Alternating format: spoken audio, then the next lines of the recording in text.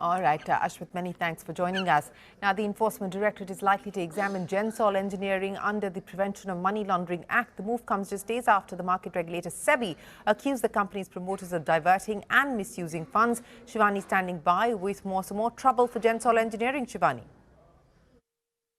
Well, absolutely. Now, the ED is now circling in on Gensol Engineering, and sources tell us that the agency is likely to look into the Gensol matter under the Prevention of Money Laundering Act, or the PMLA, to examine whether illicit funds were siphoned and layered through the company's financial structure. Now, under PMLA, remember, the ED has the power to investigate not just the original allegations like the fraud or diversion, but also the movement of money that could be aimed at concealing or legitimizing illegal proceeds.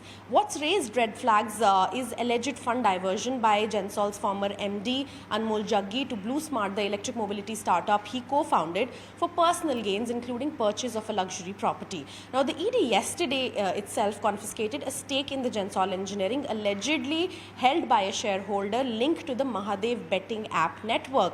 That case, remember, is already under the agency's scanner for large-scale financial fraud and illegal betting operations, and this Gensol stake is now being viewed as part of the broader trail.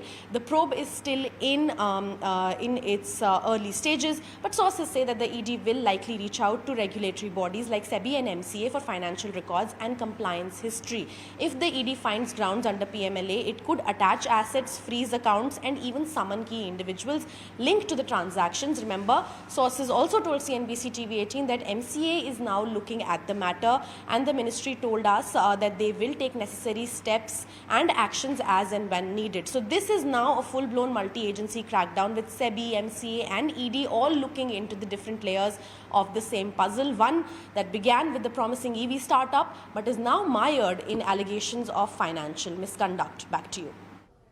Shivani, many thanks. And the US dollar